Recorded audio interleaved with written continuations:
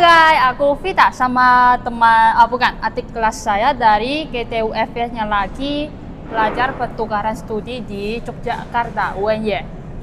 Halo. Oke, jadi saya hari ini menyediakan beberapa pertanyaan. Mungkin kalian juga penasaran sama mahasiswa yang belajar bahasa Indonesia di Indonesia gitu. Jadi ini adalah pertanyaan yang aku siapkan buat tanya-tanya ke adik kelas saya. Ya, mereka semua lagi pertukaran studi di UNY. Jadi yang pertanyaan pertama adalah silakan kalian memperkenalkan diri. Halo teman-teman, nama saya Vindaria dan nama Tiongkok saya Liu Jiyuan dan saya berasal dari GTUFS. Provinsi saya adalah Yunnan. Yunnan? Ya. Halo teman-teman, nama saya Sefiana dan nama Tiongkok saya adalah Shenzhe. Saya berasal dari GTUFS juga dan sedang belajar di UNY. Ya. Dan kampung halaman saya adalah Provinsi Zhejiang.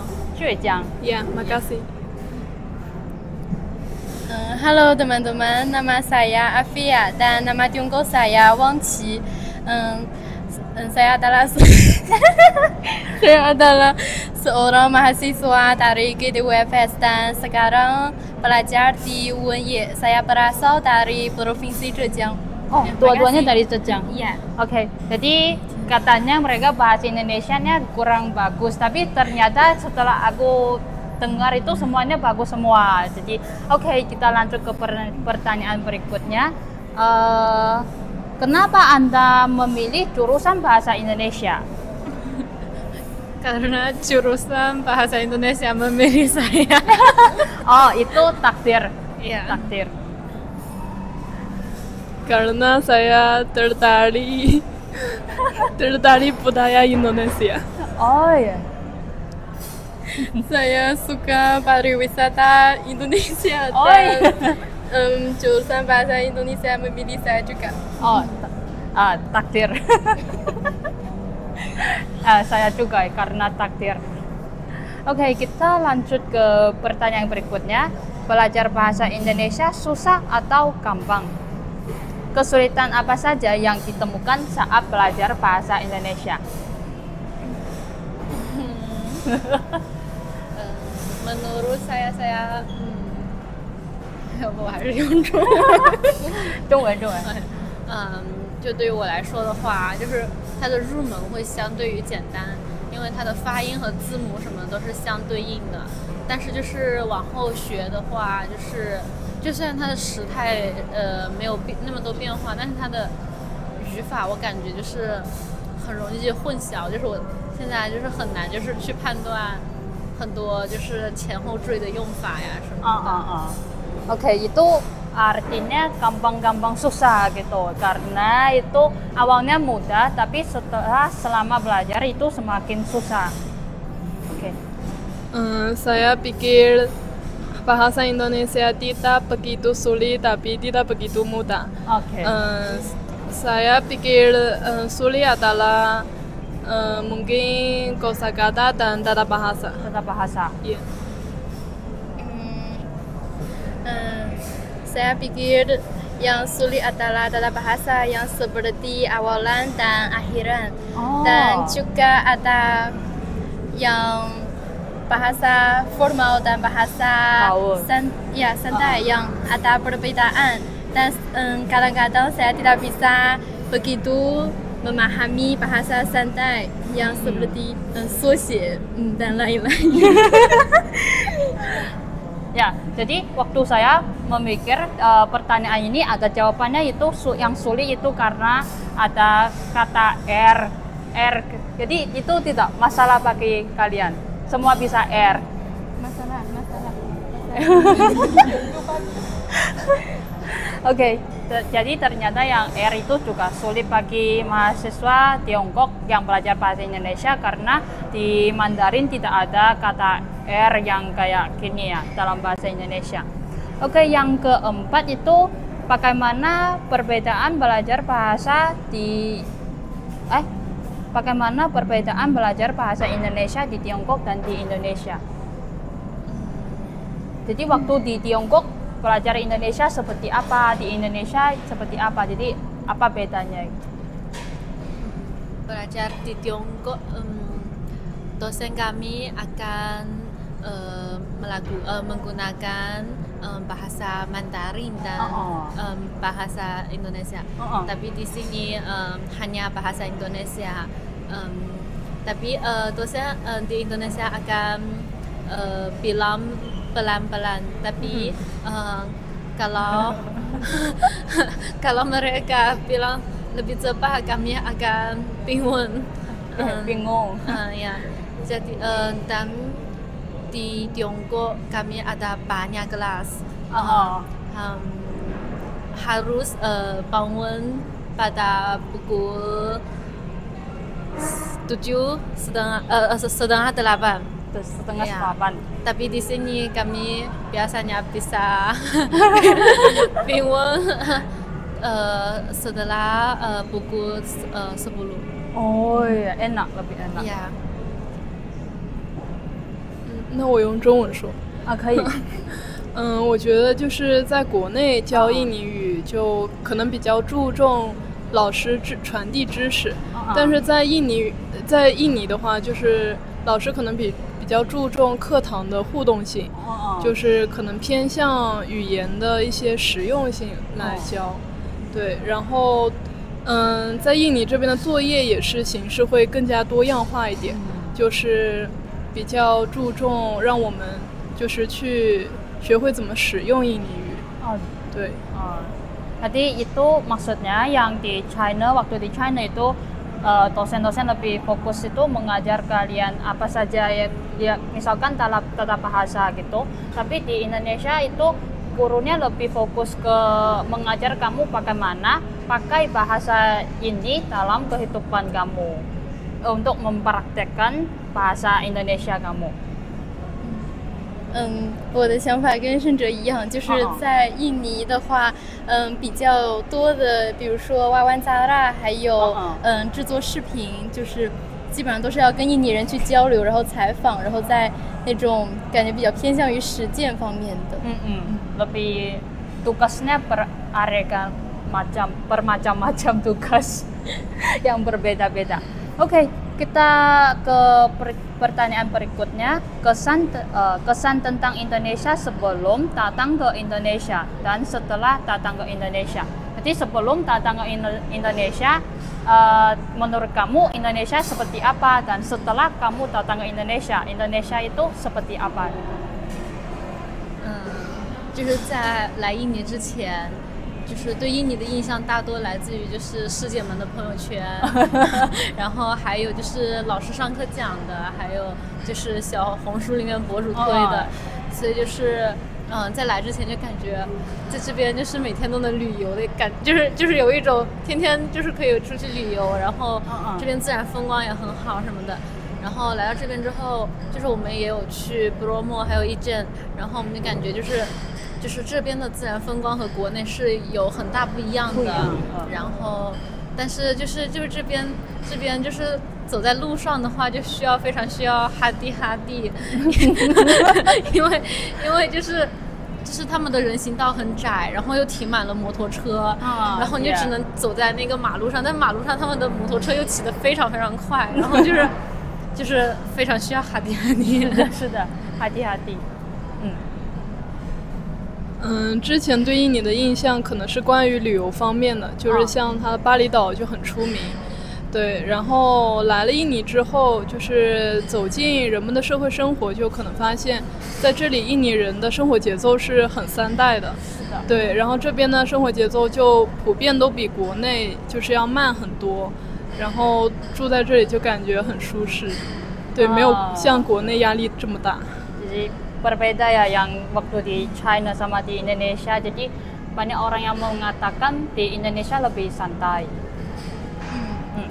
来之前对印尼的印象大多是旅游方面，然后还有师姐的朋友圈那些，然后就感觉在印尼会比较轻松，就是比国内。但是吧，来这之后发现有的作业还是有点多，然后DDL 又很紧，然后有时候也是熬夜到很晚。然后来印尼这边有点看不懂，就是他们的红绿灯，就是不知道什么时候是该人走，然后一般都是车在走，然后有时候那个红绿灯也只有一边有，然后另一边没有，所以就也不知道什么时候该走路。确实, jadi waktu jalan di jalan Indonesia harus hati-hati. Oke, itu berikutnya adalah gimana rasanya kuliah di Indonesia? Kesulitan apa saja yang ditemukan saat kuliah di Indonesia? Misalnya pemahaman budaya, cuaca dan lain-lain. Jadi kesulitan apa saja waktu kuliah di Indonesia? 就感觉气候这方面就是还好，就是和广东那边就是热的时候和广东那边差不多。但是的话，就是这边一下雨就是很多虫子，各种各样没见过的虫子。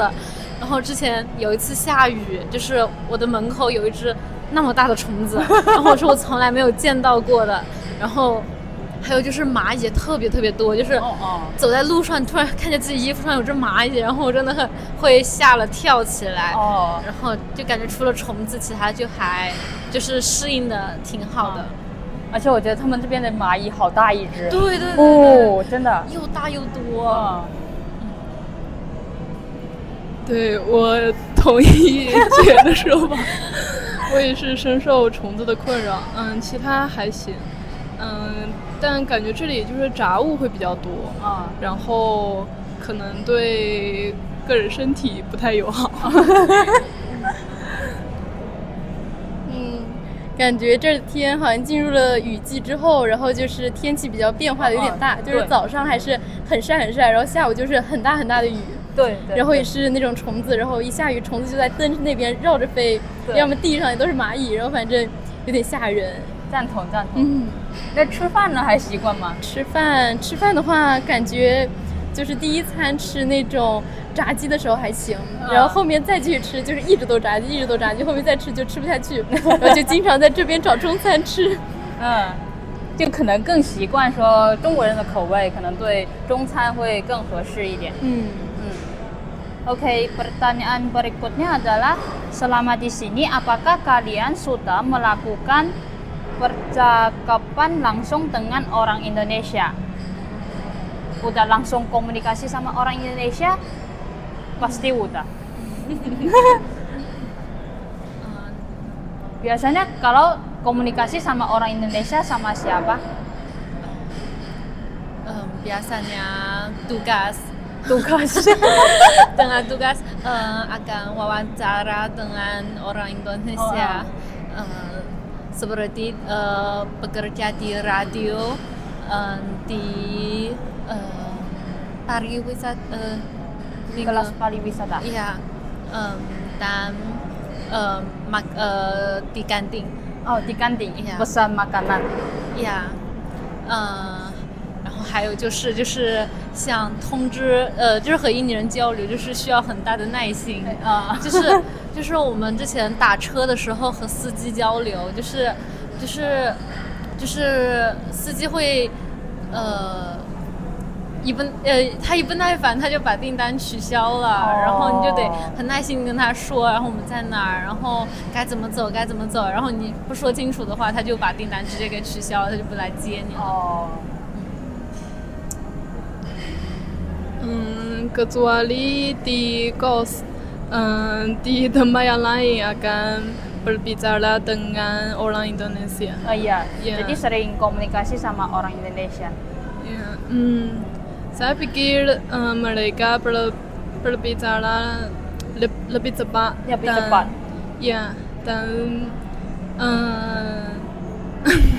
selalu sulit bisa memahami. Saya sudah berbicara dengan yang pemilik agen wisata dan orang yang bekerja di radio, dan ketika saya pesan Grab atau yang lain akan ada percakapan langsung dengan orang Indonesia. Dan saya pikir yang ada sulit karena kami biasanya belajar bahasa formal di Tiongkok, dan jadi mereka di sini biasanya bilang bahasa yang lebih santai dan kadang-kadang tidak bisa memahami dan cepat sekali, jadi tidak bisa mendengar. Oke, jadi kalau misalkan saran buat teman-teman Indonesia ya, jadi kalau misalkan ketemu mahasiswa yang prawaja kayak mirip sama mahasiswa dari luar negeri, lebih baik kalau komunikasi sama mereka pelan-pelan sama bisa pakai bahasa formal ya. Oke, berikutnya adalah hal yang paling terkesan waktu kuliah di Indonesia, 印象最深刻的一件事。 Sesuatu hari kami menyiapkan presentasi untuk kelas mini project. Mini project. Ya, karena setelah itu kami tidak tahu ada presentasi. Jadi saya mulai siap presentasi dan hanya 4 hari ya, dan kami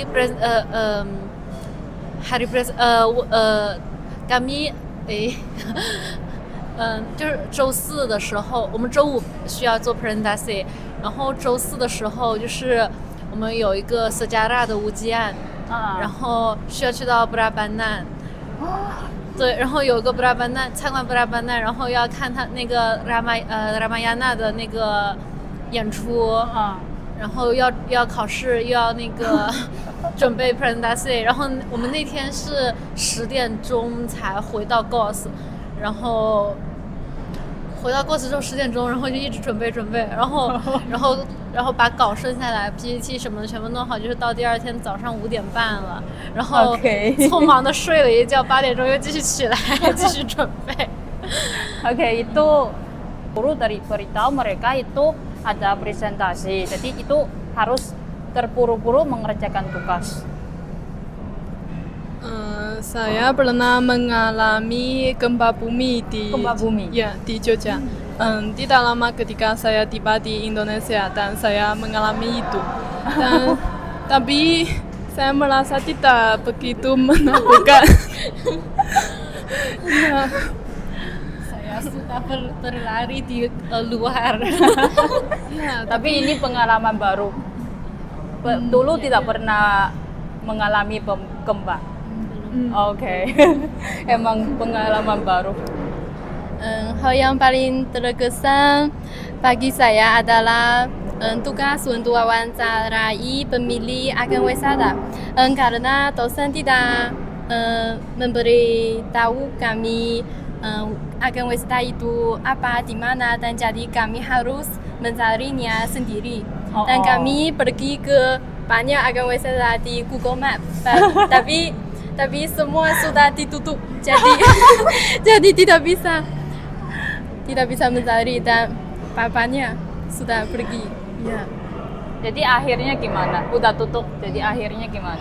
Akhirnya ketika kami pergi ke Jalan Malioboro dan menemukan ada satu di tepi jalan, jadi kami wawancara itu.